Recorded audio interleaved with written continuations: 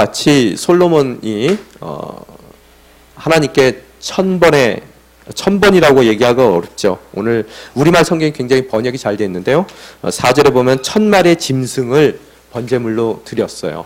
1000번을 드렸는지 1000마리를 드렸는지 사실 뭐 각 그 학자에 따라서 해석이 달리 될 수 있습니다. 그래서 저희가 1000번의 번제물 하니까 1000번 드려야 되는 줄 알고, 또 우리가 솔로몬 같이 지혜로워지려면 1000번 드려야 된다 그래서 뭐 천일 기도도 하시고, 그죠? 뭐 이렇게 하시는 분들이 있는데, 좀 더 정확하게 표현한다면 1000마리 짐승을 번제물로 드렸다라는 것이 맞을 것 같아요. 그래서 1000마리를 드렸다는 얘기가 여러분 무슨 소리입니까? 하루에 뭐 10마리씩 20마리씩 잡는다 하더라도 굉장히 오랜 세월이 걸렸겠죠. 이 이야기 자체가 무슨 소리냐 하면요, 그만큼 정성 들여 제사를 드렸다는 이야기입니다. 아주 정성 들였어요. 왜 정성 들여서 이렇듯 솔로몬이 하나님 앞에 나아갈 수밖에 없었을까? 여러분이 한번 그 배경을 살펴봐야 되겠더라는 거예요. 여러분이 고난주간 동안에 저희가 다른 본문들 하는 바람에 그 앞전에 있었던 이야기들을 좀 많이 잊어버리셨을 것 같아요. 어떤 일로 우리 열왕기 상이 시작하죠? 침대에 누워있는 다윗. 그래서 제가 여러분에게 말씀드렸죠. 노년에 다윗이 조금 치맥기가 있었던 것 같아요. 제가 보기에는요. 뭐 다윗을 또 이렇게 뭐라 그러죠? 깎는 이야기라서 말하기는 좀 거북스럽지만, 다윗의 인생을 돌이켜 봤을 때 하나님께 그가 서원하든지 약속드린 것 중에서 그가 이루지 않는 것은 없더라는 거예요. 그런데 지금 죽음을 앞두고 있는 다윗 자체가 곧 언제 죽을지 모르는 그런 입장 가운데 아직 왕위를 정하지 않고 있다는 것, 그죠? 또한 그 왕위를 분명 건강했을 때 솔로몬에게 왕위를 물려주겠다라고 하나님께 맹세를 했음에도 불구하고 언제 죽을지 모르는 상황 가운데 아도니아가 넷째 아들이 자기가 왕위에 스스로 자신을 올리는 것 같은 그런 사건이 일어나는 혼선을 일으킬 정도로 해야 될 일들을 안 하고 있었더라는 거예요. 그죠? 새까맣게 잊어버리고 있었는지, 아니면은 몸이 너무 쇠했기 때문에 더 이상 아무 이렇게 생각 없이 자기가 해야 될 일 자체를 판단 못하고 있었는지는 잘 모르지만 하여간 이렇게 맑은 정신으로 있었던 것 같지는 않아요. 그 사이에 어떻게 됩니까? 가장 정통성이 있다라고 판단되고, 또 서열상으로도 가장 왕이 될 수 있는 네 번째 아들, 위에 세 아들은 다 죽었죠. 압살롬을 비롯해서 모든 아들이 다 죽었단 말이에요. 그래서 네 번째 아들이 이제 왕위에 오를 거라고 사람들이 당연히 생각을 했더라는 거예요. 그죠? 그래서 그가 보면은 자기 사병들도 50명이나 거느리고 다니고 전차도 있었고요. 그 다음에 그가 움직일 때마다 당시에 이스라엘에는 크게 두 세력으로 나눠졌다고 말씀드렸죠. 우리나라 예전에 무슨 서인, 남인 이런 식으로 나눠져서 당쟁을 했던 것 같이 지파파로 분류되는 대부분의 사람들이 있었고, 또 소수로 남아 있었던 그런 예루살렘 파가 있었다라는 거예요.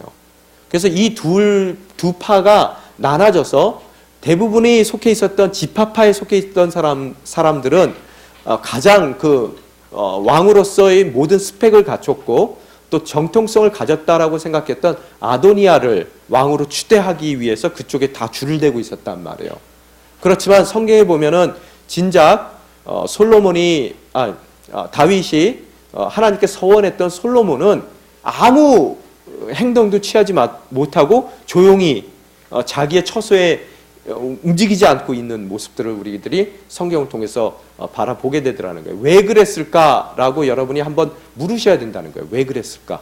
왜 솔로몬이 앞에 보면은 아무 얘기가 없어요. 사실 오늘 보면은 대부분의 이 열왕기 상의 앞부분에 해당되는 부분에서는 그 주인공이 솔로몬인데요. 그 솔로몬이 그 모든 그 장면의 중앙에 있어야 되는 사람인데, 초기에 시작했을 때의 솔로몬은 정말로 외진 곳에 이렇게 거의 버려진 것 같이 소외된 모습으로 그냥 있더라는 거예요. 그래서 아도니아가 거대한 자기의 즉위식을 직접 자기가 거행을 하기 위해서 사람들을 다 모았는데 누구를 뺐다고요? 모든 사람들을 다 초청했는데 솔로몬은 빼버렸더라는 거예요. 여러분 한번 그 입장을 한번 생각해 보세요. 분명 하나님께 서원한 것은 내가 왕이 돼야 되는 건데 지금 엉뚱한 사람이 왕이 되면서 자기가 모든 합법성과 정통성을 주장하고 또 대부분의 사람들이 그가 왕이 돼야 된다고 그 사람을 칭송하고 그 모든 직위식에 다 참석을 하고 있더라는 거예요. 그죠? 그래서 솔로몬을 우리들이 보통 봤을 때 평가할 때 영광의 왕, 뭐 지혜의 왕 이렇게 멋진 모습들만 우리들이 보통 그 수식어로 사용을 하게 되는데 솔로몬의 배경을 보면 어떻습니까? 진작 정말로 별 볼 일 없는 그런 왕자 중에 한 명이에요. 특히 엄마가 누굽니까? 밧세바라는 그런 오명을 갖고 있는 엄마예요. 다윗이 정말로 죄악을 범하게 되고 그 죄악 가운데에서 어떻게 돼요? 우리아까지 죽이는 살인사건을 일으키게 되고 그 당사자가 바로 밧세바이며 그 밧세바가 낳은 아들이 누구라고요? 솔로몬이라는 거예요. 이건 왕으로는 조금 부족하다는 거예요. 뭔가 2% 부족하고요. 아도니아와 비교했을 때 자기 자신도 생각하기에 난 아니라고 생각을 했을 것 같아요. 그죠? 여러분 그런 것들이 이해가 됩니까?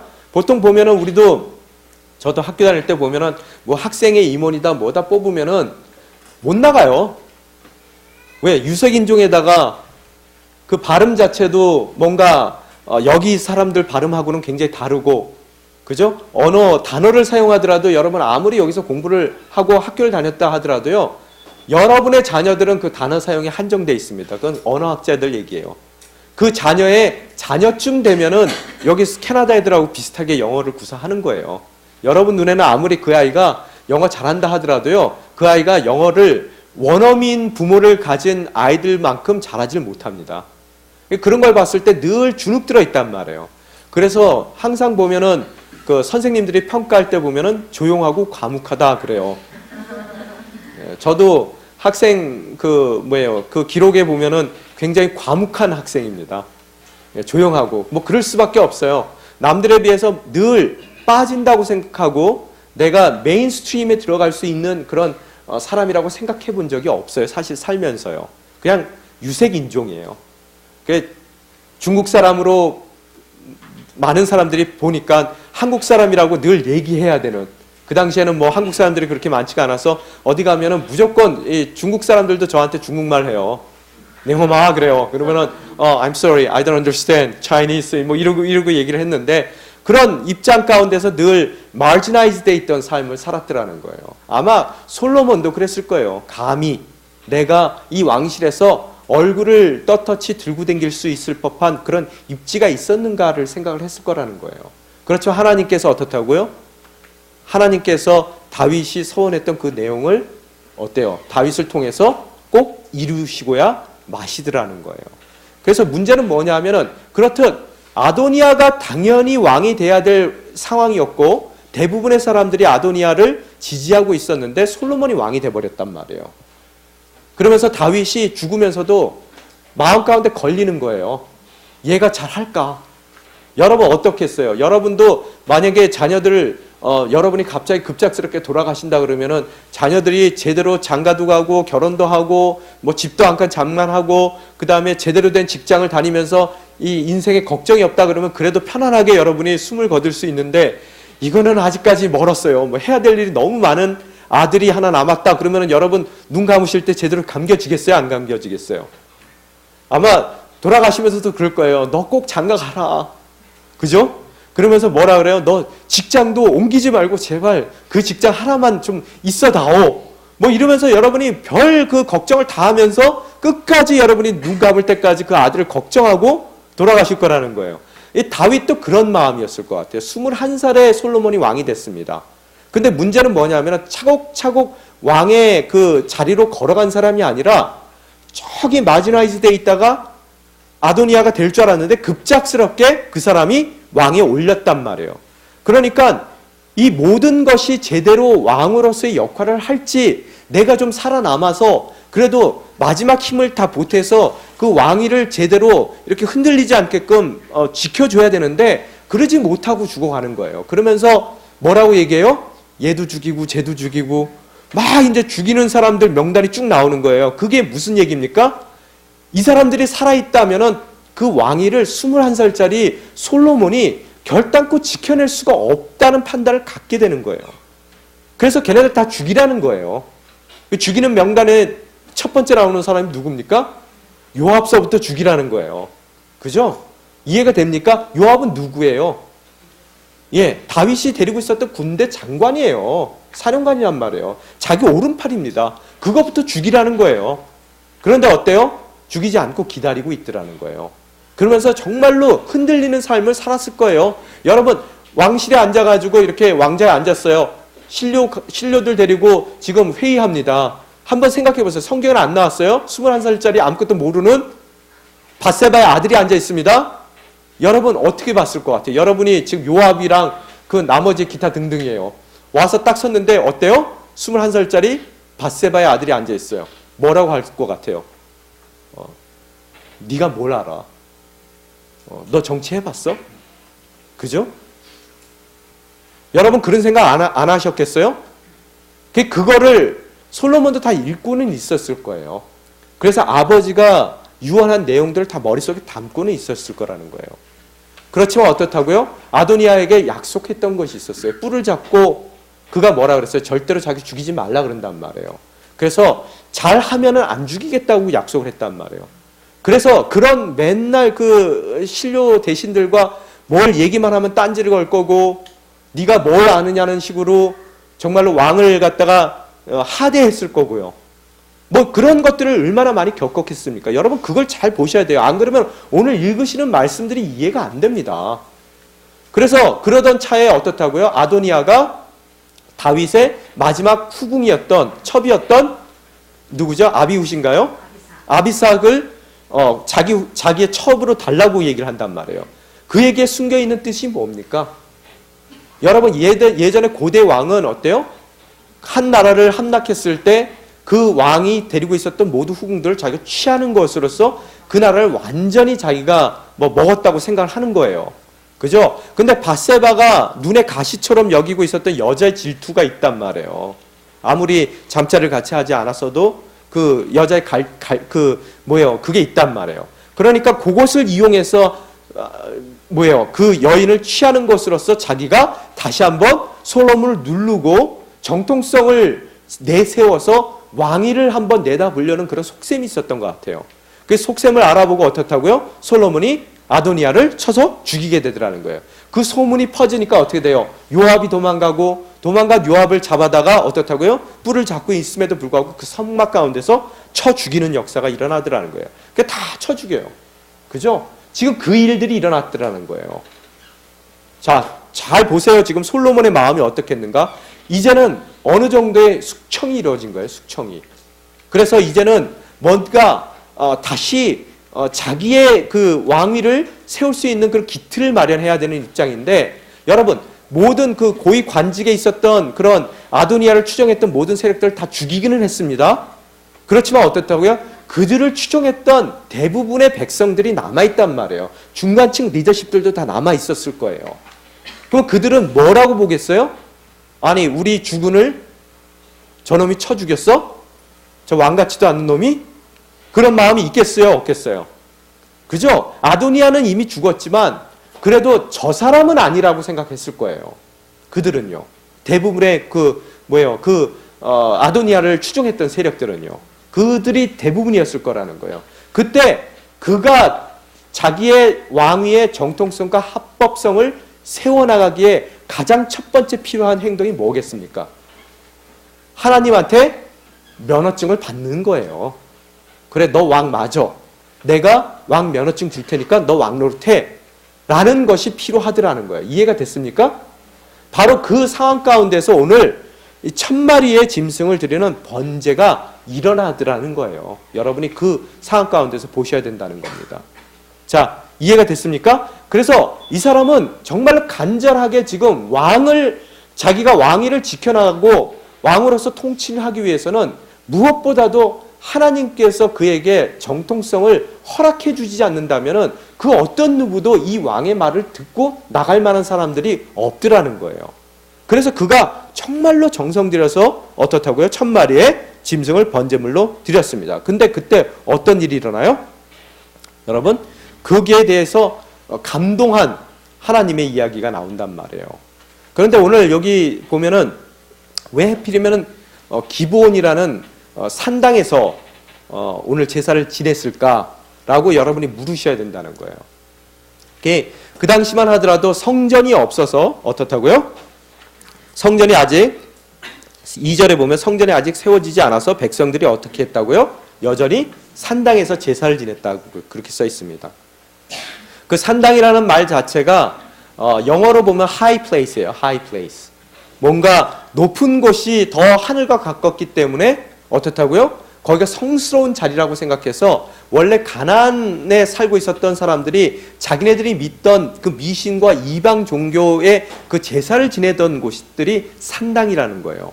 그런데 이 가나안 땅에 들어온 이 이스라엘 백성들이 그 산당에서 하나님께 제사를 지냈던 것이 바로 그 관례로 계속 남아 있었던 것 같아요. 그래서 사실은 신명기를 보더라도 산당에서 제사 지내지 말라라고 써 있어요. 그런데 오늘 기브온이라는 산당에서 그 사람이 제사를 지낸 이유가 뭐냐 하면은, 여러분, 원래 가나안 땅에 들어오면서 그들이 성궤를 들고 들어왔죠. 성막과 성궤를 들고 들어왔을 때 어디다가 그 성막과 성궤를 두었어요? 출애굽한 그들이 그 가나안 땅에 들어왔을 때요, 실로라는 곳에 그 장막과 성궤를 뒀단 말이에요. 그런데 여러분, 실로에 있었던 그것인데 지금 어떤 일이 있었냐 하면, 여러분 사무엘 상의 4장의 여러분 내용을 잘 보게 되면은, 다시 한번 기억을 여러분이 되풀이하게 되면은 어떤 일이 있었냐 하면은, 블레셋 사람들과 이 이스라엘 백성들이 한판 붙게 됩니다. 어디서요? 에벤에셀이라는 곳에서요. 거기서 블레셋 사람들에게 덴팡 이렇게 지게 되더라는 거예요. 그래서 4,000명 정도가, 나중에 사무엘 상의 그 4장을 한번 보세요. 그럼 4,000명 정도가 죽게 돼요. 그래서 안 되겠다 싶어서 그 전세를 바꾸기 위해서 어떻게 한다고요? 그들이 실로에 있었던 하나님의 궤를 들고 와요. 그래서 뭔가 반전을 일으키려고 했는데 그게 잘 됐습니까? 안 됐습니까? 안 됐어요. 오히려 거기서 대패하고 3만 명의 군사를 잃게 되고, 그때 엘리의 아들들까지도 성궤를 들고 있었는데요. 그때 그 성궤를 빼앗기는 사건이 일어나게 되더라는 거예요. 그래서 그 성궤가 어디로 빼앗기게 됩니까? 블레셋 사람들이 아스돗이라는 곳으로 그 성궤를 옮겨놔요. 근데 그 아스돗에 보면은 여러분 기억나시는지 모르겠어요. 다곤이라는 신을 섬기던 그 신전이 있었단 말이에요. 거기다 갖다 놓으니까 어떻게 돼요? 다곤이 꼬꾸라지고 목이 잘리고 팔다리가 잘려가지고 몸통만 남는 일들이 일어나면서, 또 아스돗에 어떤 일이 일어납니까? 하나님께서 치시게 돼서 엄청난 종기로 사람들이 고통받고 죽는 사건들이 일어나요. 그래서 그것이 무섭기 때문에 블레셋 사람들이 가드라는 곳으로 또 성궤를 옮깁니다. 그 가드에 옮겼더니 거기서도 동일하게 하나님께서 종기로 치시더라는 거예요. 많은 사람들이 너무 고통받으니까 안 되겠다라고 얘네들이 이야기를 해서 어떻게 됩니까? 그 성궤를 원래 있었던 곳으로 돌리자 그렇게 해요.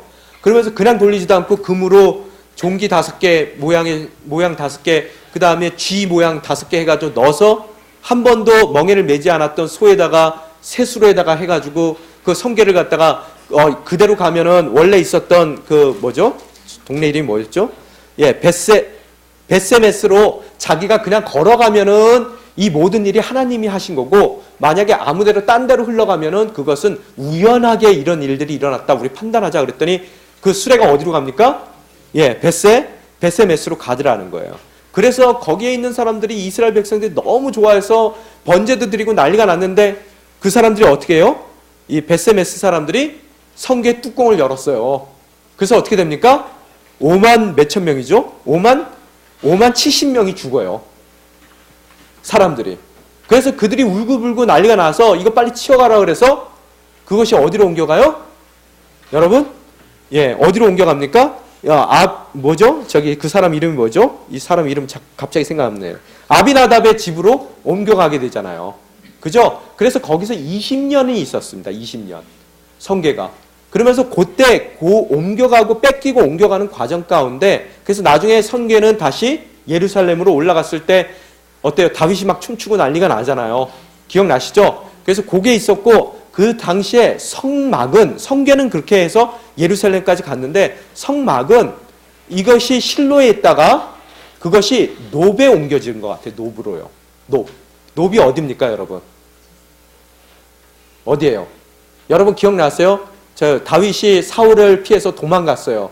그래서 배고프다 그래서 제사장이 그 제단에 올렸던 빵 준 데 있잖아요. 그래서 그거 주고 또 칼이 있냐고 무기 있냐 그래서 골리앗 죽였던 칼 줬던 곳이요. 그래서 나중에 사울이 알아서 모든 제사장 85명을 다 죽여버리고 그 가족들도 죽이고 짐승까지 싹 죽여버리는 바로 그 자리가 노비예요. 그 노베에 이렇게 성막을 쌓아서 거기서 제단을 쌓고 제사를 지냈던 것 같아요. 그러다가 노베에 있는 모든 제사장들이 사글이 죽임을 당하니까 성막이 거기 있으면 되겠어요? 안 되겠어요? 안 되죠? 그래서 아마 그때 기브온으로 옮겨왔던 것 같아요. 그래서 괴는 어디 있다고요? 예루살렘 있고 지금 뭐라고요? 장막은 어디에 있어요? 예, 기브온에 있더라는 거예요. 그런데 괴는 누구의 지파의 누구 파의 중앙에 있어요? 예루살렘 파의 중앙에 있는 것이고 지금 기브온이라는 곳은 뭐라고요? 기타 등등 그 지파파들이 정말로 그들이 종교의 중심지로 생각하고 있었던 곳이란 말이에요. 그래서 그곳에서 제사를 지냈다는 얘기는 무슨 얘기입니까? 다윗도 자기 아버지 다윗과 같이 솔로몬 또한 그의 모든 생애 가운데서 그가 추구했던 것이 뭐냐면은 유니티예요. 하나됨이란 말이에요. 그래서 다윗도 그렇도록 정말로 그 자기를 배반했던 그런 군대 장관들이 돌아왔을 때 그들을 품는 모습을 늘 보여요. 그 시므이 같은 사람도 다윗이 도망갈 때 압살롬 피해서 도망갈 때 얼마나 저주의 말을 퍼부었습니까? 그 또한 품어요. 왜? 유니티, 하나 되는 것이 다윗의 목적이란 말이에요. 그래서 유다 지파의 왕뿐만 아니라 모든 이스라엘 왕이 돼야 되는 것이 그의 부르심이라는 것을 알기 때문에 그것을 위해서는 뭐든지 포기하는 사람이었단 말이에요. 그래서 지금 솔로몬도 유다 지파의 왕이 아닌 단지 예루살렘 파의 왕이 아닌 전체 이스라엘의 왕이 되기 위해서 어떻다고요? 지금 기브온에 와서 그의 왕의 면허증을 하나님께 받기 위해서 1000마리의 번제를 드리는 사건이 일어나게 되더라는 거예요. 자, 제가 이렇게 길게 얘기하는 것이 뭐냐면은 솔로몬의 마음을 좀 이해하시라는 거예요. 그죠? 거기에 키가 있어요. 우리는 보통 사람들이 생각할 때 준비돼야지만 완벽해야지만 하나님께 쓰임을 받는다고 생각하거든요. 그래서 집사님 이거 좀 해주세요. 그럼 뭐라 그래? 저는 아직 못해요. 다들 그렇게 빼신단 말이에요. 지금 오늘 성경이 이야기하고 있는 것은 뭐냐면요. 온전히 하나님 앞에 겸손히만 나아간다면은 완전하지 않는 사람도 하나님께서 들어 쓰시고요. 또한 그가 진정 겸손한 마음으로 하나님 앞에 엎드려 모든 정성을 다해 그를 예배하고 나아갈 때 그 사람 가운데 전무후무한 그런 왕으로서의 지혜까지도 허락하시고 그 지혜뿐만 아니라 그가 세상의 왕으로서 누릴 수 있는 그 모든 것 또한 그에게 더해 주신다는 것을 여러분이 바라보실 수가 있어야 되더라는 거예요. 여러분의 자녀가 유색인종으로 여기서 살고 영어도 떠듬떠듬 대고 또 학교도 제대로 못 가고 그래서 세상적으로 너무나 자격이 없는 그런 마지나이즈되어 있는 솔로몬과 같은 인생이라 하더라도 여러분께서 만약의 경우 진정 하나님께서 쓰시고자 하는 그런 믿음과 소원이 있다면은 하나님께서 그 아이를 들어 쓰실 것이고 그 아이가 완벽하지 못하다 하더라도 아도니아에 비교하면 너무나 부족한 인생이란 말이에요.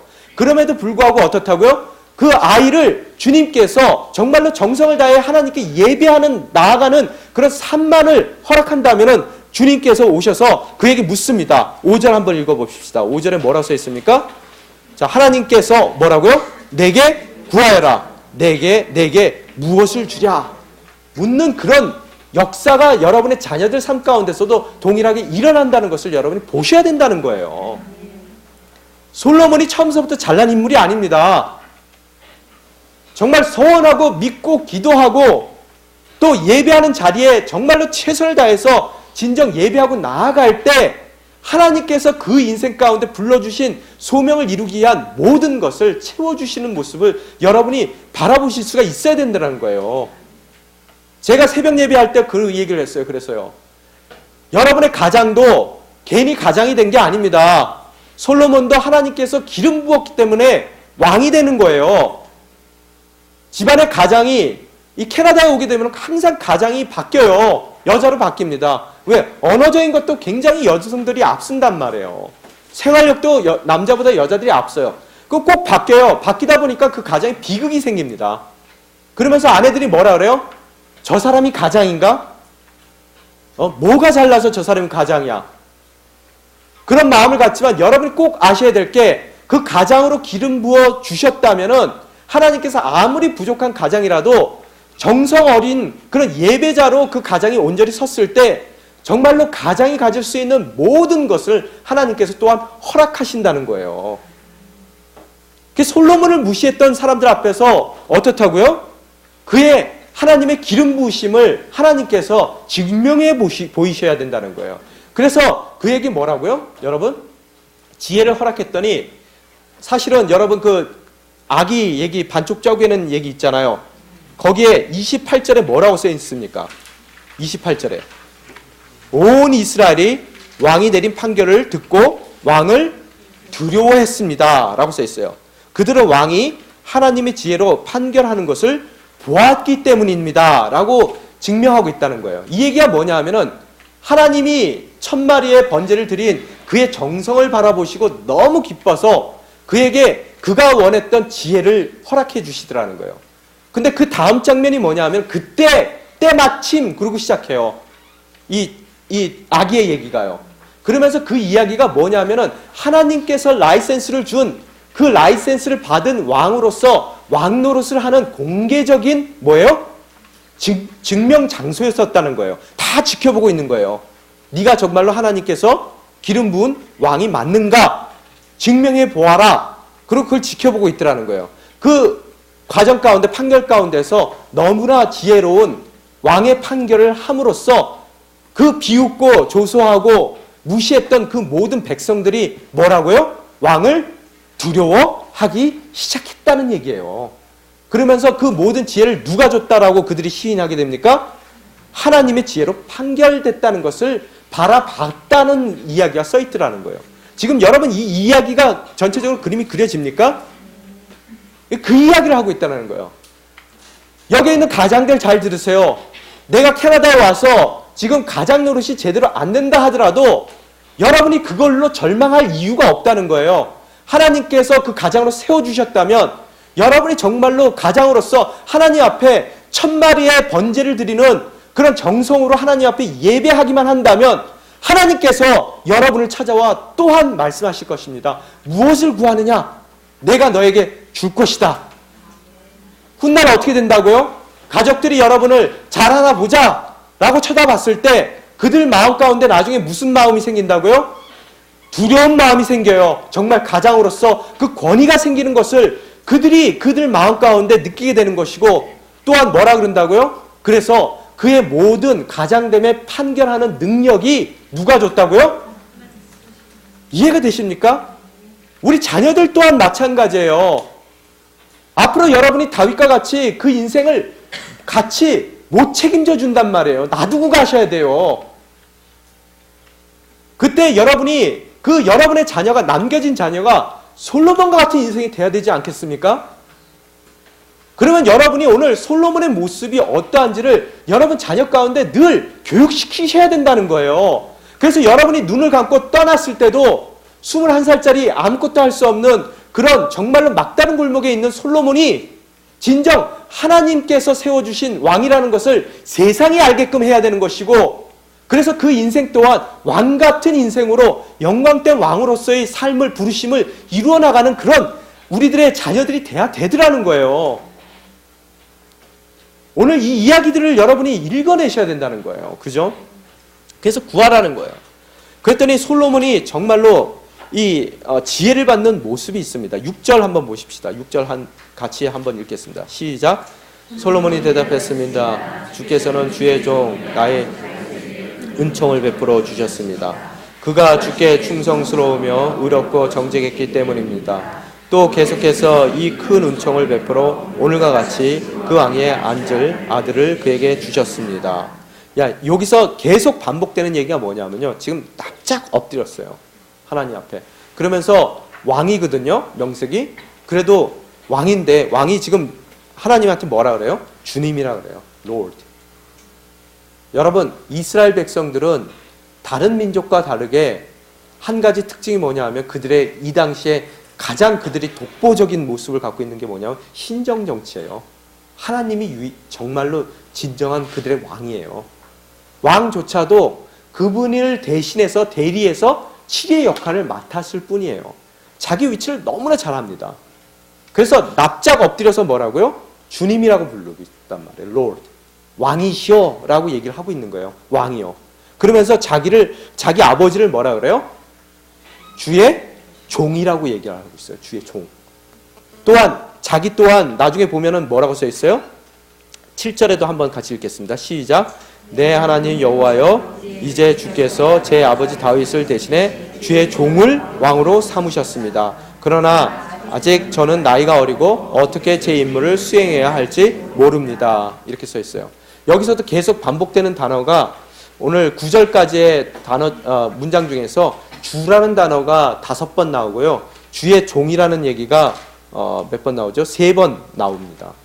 그래서 이 짧은 대화 가운데서도 정말로 그가 자신의 입지가 무엇인지를 확실하게 주님 앞에서 이야기를 하고 있더라는 거예요.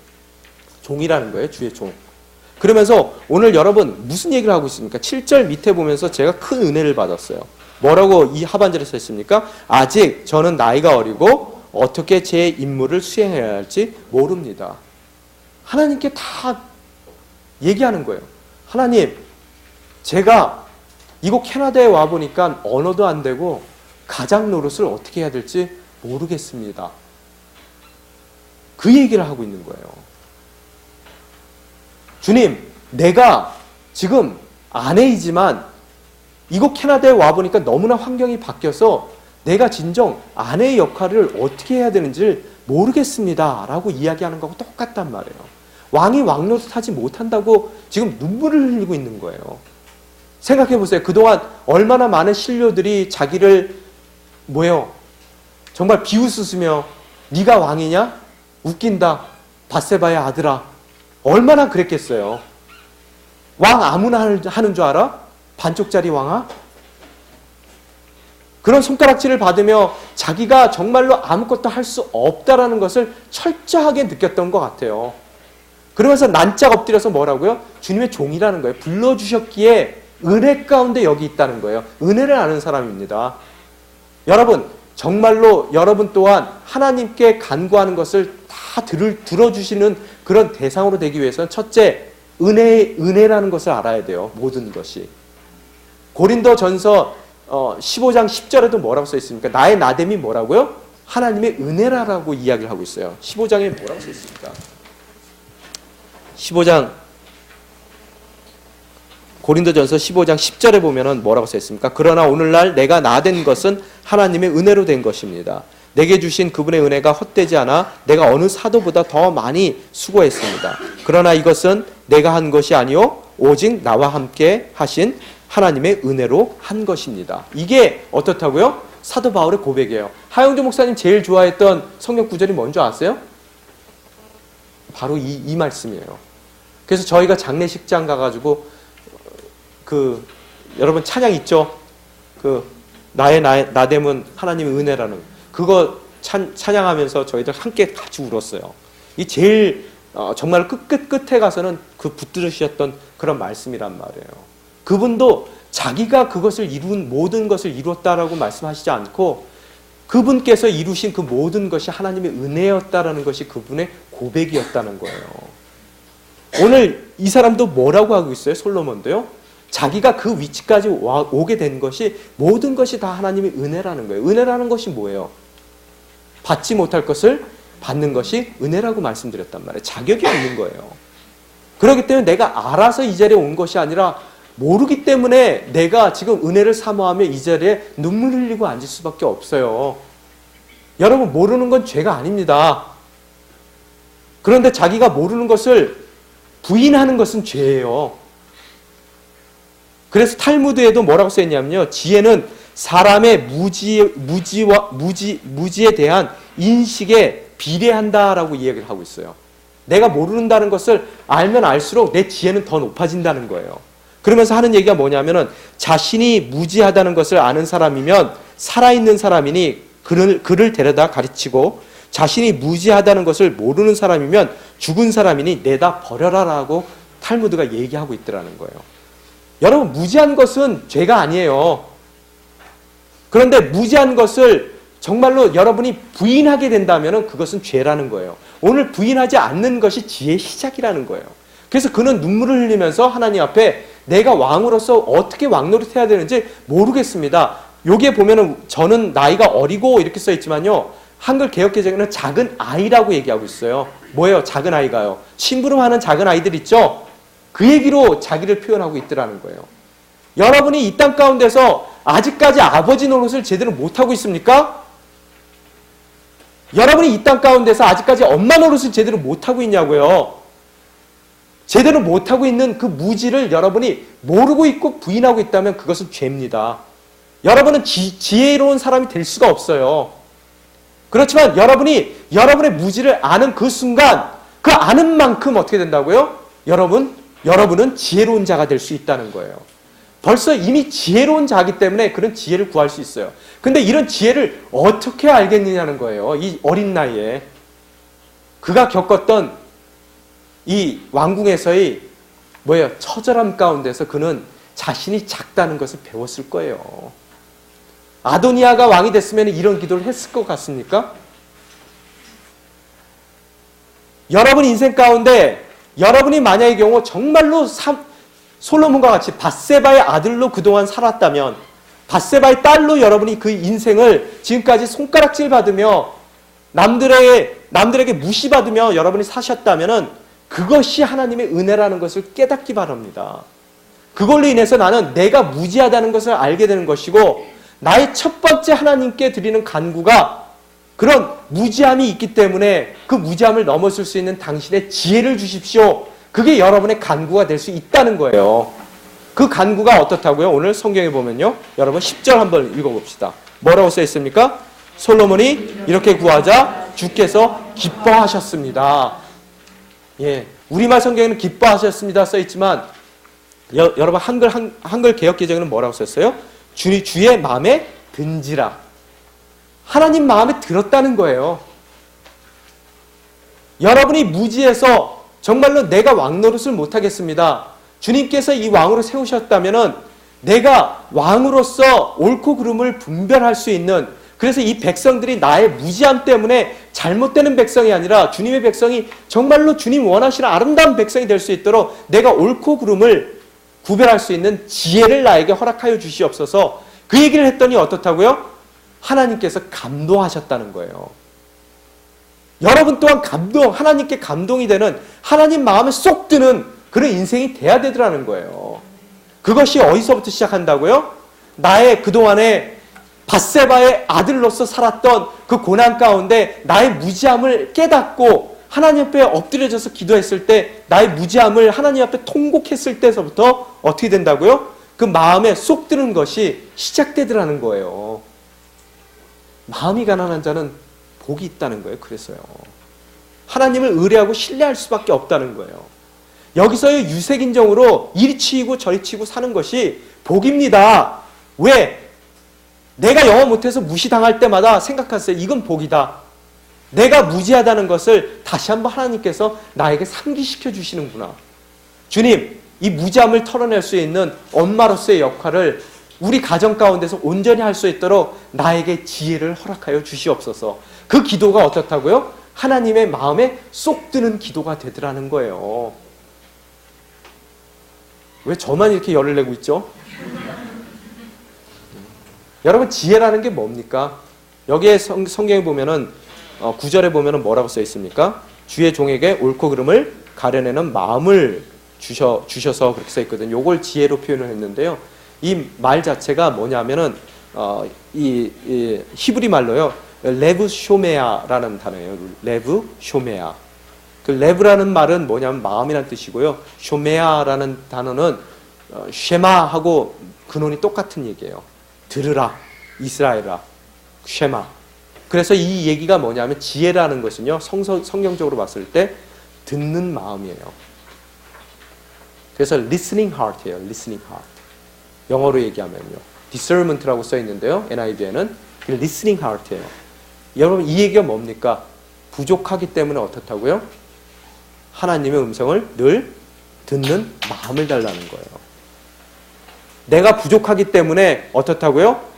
또한 하나님의 말씀뿐만 아니라 음성뿐만 아니라 늘 사람들의 말을 귀 기울여 들을 수 있는 마음을 달라는 거예요. 그게 지혜입니다.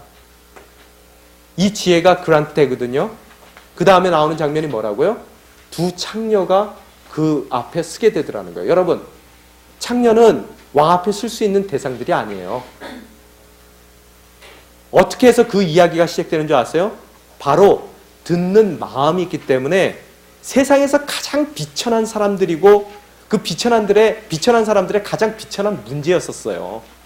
사생애에 대한 문제란 말이에요. 아버지도 누군지도 모르는 그런 아이들에 대한 얘기예요. 그거에 대해서 그는 어떻다고요? 듣는 마음이 있었다는 거예요. 그게 지혜라는 거예요.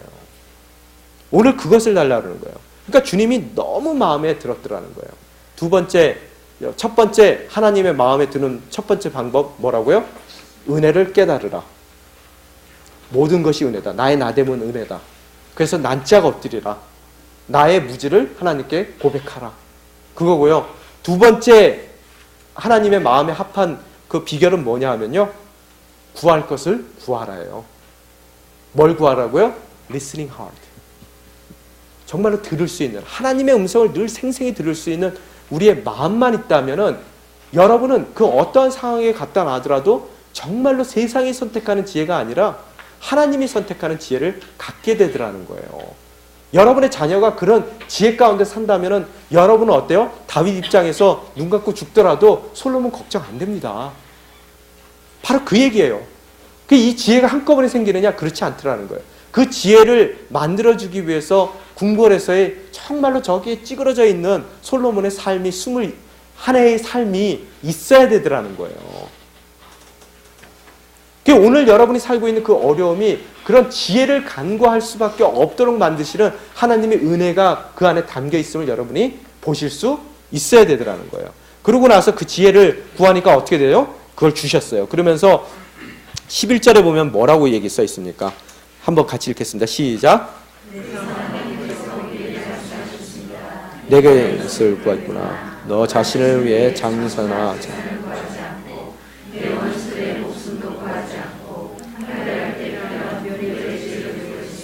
예, 여기서 세 가지 사람들이 늘 구하는 게 있죠. 뭐예요? 자기 자신을 위해 장수, 오래 사는 걸 구하고요. 사람들은 또한 재산을 구하지 않고 사람들은 재산을 구하지만요. 특별히 또 원수의 목숨을 구하지 않았다는 거예요. 여러분 여기서 지금 다윗이 새로운 왕정 정치를 시작하는 사람입니다. 얼마나 많은 원수들이 있겠어요. 그죠? 뭘 구했을 것 같아요? 저 사람 좀 다 데려가 달라고. 여러분 사회생활 하다 보면 우리도 얼마나 꼴보기 싫은 사람이 많습니까? 하물며 왕입니다. 그래서 저는 이렇게 정치하는 사람들 하나도 안 부러워요. 얼마나 미운 사람들이 많겠어요. 그죠? 자기를 미워하는 사람들도 많은 거고. 그런 입장 가운데서 그런 걸 구하지 않았어요. 또한 여러분 새로운 왕조의 그 기틀을 마련하는데 뭐가 필요해요? 군대가 필요하죠. 그 군대를 유지하기 위해서는 뭐가 필요해요? 돈이 필요하죠. 그죠? 자기의 권세를 유지하기 위해서는 돈이 필요한데 그 돈도 구하지 않았더라는 거예요. 뭘 구했어요? 지혜를 구했어요. 이 얘기는 뭐냐면 나를 위해 구한 것이 아니라 내 백성을 위해서 구한 거고 그 마음 가운데서는 이것이 하나님의 백성이고 내가 왕을 대신해서 대리인으로서 그들을 통치하는 것이고 이들을 잘 섬기는 것이 이끄는 것이 그분의 뜻임을 알기에 나에게 불러주신 그 소명을 위해서 내가 필요한 것을 간구하더라는 거예요. 바로 이것이 구할 것을 구하는 그런 뭐예요? 주님의 마음에 합한 정말 그 마음에 쏙 드는 사람의 그 모습이라는 거예요. 여러분 또한 이런 것을 구하셔야 돼요. 그런데 결과는 어떻습니까? 그것만 주세요? 뒤에 뭐라고 써 있어요? 12절에 뭐라고 써 있어요? 내가 내게 구한 대로 할 것이다. 그것도 줘요. 그 다음에 뭘 주신다고요? 내가 내게 지혜롭게 분별하는 마음을 줄 것이다. 전에도 너와 같은 사람이 없고 내 이후에도 너와 같은 사람이 일어나지 않을 것이다. 가장 인류의 역사상 뭐예요? 지혜로운 자. 그래서 잠언서를 갖다 3,000개 이상을 쓰는 그런 지혜로운 자로 세워주시고 또한 그것만 줘요? 13절 읽어봅시다. 시작. 또한 내가 구하지 않는 것, 곧 부와 명예도 내가 내게 주겠다. 그러면 내 평생의 왕들 가운데서 너와 같은 사람이 없을 것이다. 뭐라고요? 여러분, 부와 명예도 함께 주는데 그냥 조금만 주시는 것이 아니라 어떻게 주신다고요? 예, 평생의 왕들 가운데 너와 같은 사람이 없을 정도로 주시겠다는 거예요. 뭘 구해야 되겠습니까? 정말로 여러분 하나님 살아계신 거 믿으세요? 정말로 이 말씀이 진리인 것을 믿습니까? 그러면 여러분 인생 가운데 정말로 뭘 구해야 되겠습니까? 여러분 자녀가 뭘 구하는 자녀가 되어야 되겠습니까? 여러분이 이런 것을 구하지 않는 자녀를 여러분이 만든다면요, 다윗이 죽을 때, 여러분이 죽을 때 눈 못 감습니다. 왜? 그 힘으로 혼자 살아갈 방법이 없어요. 이 세상 가운데요. 그죠?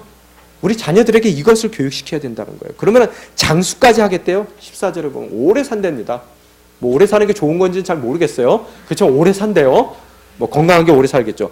그래놓고 15절에 보면 참 마음에 와 닿는 게 뭐냐면은 15절 한번 같이 읽고 정리를 할게요. 그러고 나서 솔로몬은 잠에서 깨어나 이것이 꿈이었음을 알았습니다. 그는 예루살렘으로 돌아와 서 번제와 화목제를 드리고 모든 신하들을 위해 잔치를 베풀었습니다.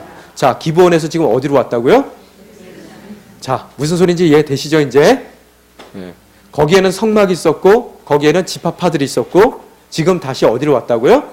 예루살렘에 와서 성궤 앞에서, 다시 언약궤 앞에서 하나님께 제사를 드리는 그의 모습이 있어요. 그죠? 그의 궁극적인 추구가 무엇인지를 여러분이 여기서 읽어내실 수가 있단 말이에요. 그러면서 거기에 또 번제 외에 뭘 드렸어요? 그렇죠. 여러분 화목제가 뭡니까? 영어로는 fellowship offering이에요. fellowship offering. 이게 뭐냐 하면은 레위기 7장에 보면은 요 자세한 얘기가 나오는데요. 화목제는 하나님과 자기의 관계를 온전케 하기, 화목하게 하기 위해서 드리는 게 첫 번째 이유지만 비둘기는 못 드려요. 큰 짐승만 드릴 수 있어요. 특히 소 같은 거요. 왜 그럴까요? 번제는 통째로 태우거든요. 그런데 화목제는 내장에 있는 기름과 피만 하나님께 드리고 고기는 나눠 가져요. 누구와요? 일단 첫 번째 제사장과 나눠 갔고요. 두 번째 어떻다고요? 이웃들과 나눠 가져요. 또한 조항이 하나 더 있습니다. 뭐라고 써있냐면요, 당일날 다 먹어야 됩니다. 소 잡았는데 당일날 다 먹어야 돼요. 우리는 돼지를 5마리 잡았는데 우리는 다 못 먹었지만 하여간 이 소를 다 먹어야 돼요. 이 얘기가 무슨 얘기입니까? 잔치가 벌어졌다는 거예요. 오늘 주님께서 허락하신 그 모든 것을 어떻다고요? 화합의 장소 기브온에서 그 음성을 듣고 이제 예루살렘에 와서 그 예루살렘에 있는 모든 신하들을 다 모아놓고 백성들과 함께 어떻다고요? 함께 자기에게 허락된 그 꿈과 비전과 능력들을 나누더라는 거예요. 함께요. 그래서 하나됨을 추구해 나가는 그의 모습을 우리들이 바라볼 수가 있습니다. 이 시간 저희들 함께 기도하며 나아가길 원합니다. 주님, 저에게